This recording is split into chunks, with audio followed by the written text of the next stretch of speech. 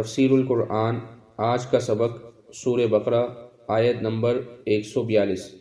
اعوذ باللہ من الشیطان الرجیم، بسم اللہ الرحمن الرحیم۔ سیقول السفہاء من الناس ما ولاہم عن قبلتہم التي كانوا علیہا قل للہ المشرق والمغرب یہدی من یشاء الی صراط مستقیم۔ ترجمہ: اب یہ بے وقوف لوگ کہیں گے کہ آخر وہ کیا چیز ہے جس نے ان مسلمانوں کو اس قبلے سے رخ پھیرنے پر آمادہ کر دیا جس کی طرف وہ منہ کرتے چلے آ رہے تھے۔ آپ کہہ دیجئے کہ مشرق اور مغرب سب اللہ ہی کی ہیں، وہ جس کو چاہتا ہے سیدھی راہ کی ہدایت کر دیتا ہے۔ اس آیت مبارکہ کی تفسیر میں یہ بات لکھی ہے کہ یہاں سے قبلے کی تبدیلی اور اس سے پیدا ہونے والے مسائل کا تفصیلی بیان شروع ہو رہا ہے۔ واقعات کا پس منظر یہ ہے کہ مکہ مکرمہ میں آپ صلی اللہ علیہ وسلم بیت اللہ کی طرف رخ کر کے نماز پڑھا کرتے تھے۔ جب آپ مدینہ منورہ تشریف لائے تو آپ کو بیت المقدس کا رخ کرنے کا حکم دیا گیا، جس پر آپ تقریباً 17 مہینے تک عمل فرماتے رہے۔ اس کے بعد دوبارہ بیت اللہ شریف کو قبلہ قرار دے دیا گیا۔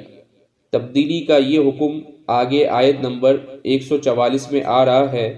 یہ آیت پیشن گوئی کر رہی ہے کہ یہودی اور عیسائی اس تبدیلی پر بڑے اعتراضات کریں گے، حالانکہ یہ حقیقت اللہ تعالیٰ پر ایمان رکھنے والے ہر شخص کے لیے کسی دلیل کی محتاج نہیں کہ قبلے کی کوئی خاص سمت مقرر کرنے کا مطلب یہ ہرگز نہیں ہے کہ اللہ تعالیٰ قبلے کی سمت میں تشریف فرما ہے۔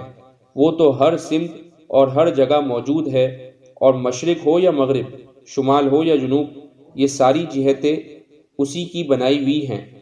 البتہ چونکہ مصلحت کا تقاضا یہ ہے کہ اللہ تعالیٰ کی عبادت کرتے وقت تمام مومنوں کے لیے کوئی ایک سمت مقرر کر دی جائے، اس لیے یہ سمت اللہ تعالیٰ ہی اپنی حکمت کے تحت مقرر فرماتا ہے۔